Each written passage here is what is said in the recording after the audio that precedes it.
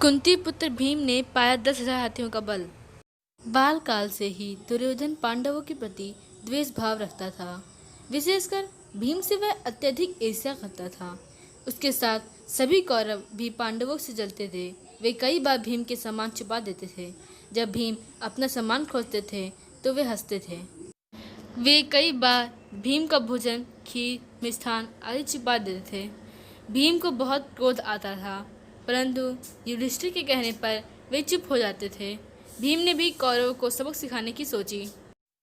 एक बार कौरव पेड़ पर चढ़कर फल तोड़ रहे थे। भीम ने पेड़ पकड़कर हिला दिया, जिससे सभी कौरव जमीन पर गिर गए। जब दुर्योधन ने भीम से पेड़ हिलाने का कारण पूछा तो भीम ने हंसते हुए कहा कि मेरी पीठ में खुजली हो रही थी, मैं पेड़ से अपनी पीठ खुजा रहा था। जब यह बात दुर्योधन ने मामा शकुनी को बताई तो मामा शकुनी ने भीम को रास्ते से हटाने के लिए एक कुटिल योजना बनाई।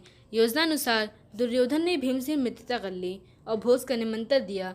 जब भीम दुर्योधन के भोज निमंत्रण में पहुंचे, पांडवों को ना पाकर हैरान रह गए। उन्होंने दुर्योधन से पूछा, यहाँ अन्य भाई क्यों नहीं आए?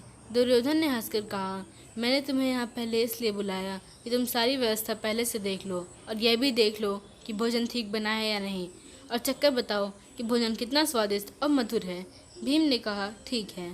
उन्होंने विविध प्रकार के मिष्ठान चखना शुरू किया और साथ में दुर्योधन को यह बताया कि कौन सा व्यंजन कितना स्वादिष्ट है। और योजना के अनुसार दुर्योधन ने सबसे आखिरी में भीम को भीम का मनपसंद खीर खाने के लिए दिया। खीर में जहर मिला हुआ था।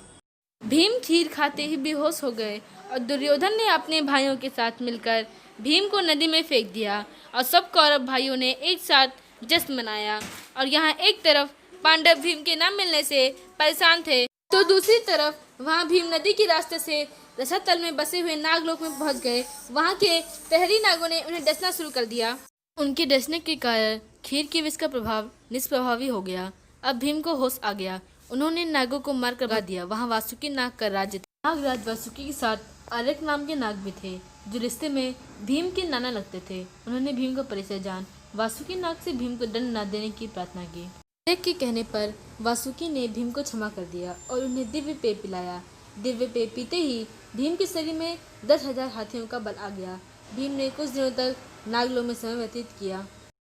उसके पश्चात नाना से अनुमति लेकर वापस चले आए। उनके आने से कुंती और पांडव बहुत प्रसन्न हुए।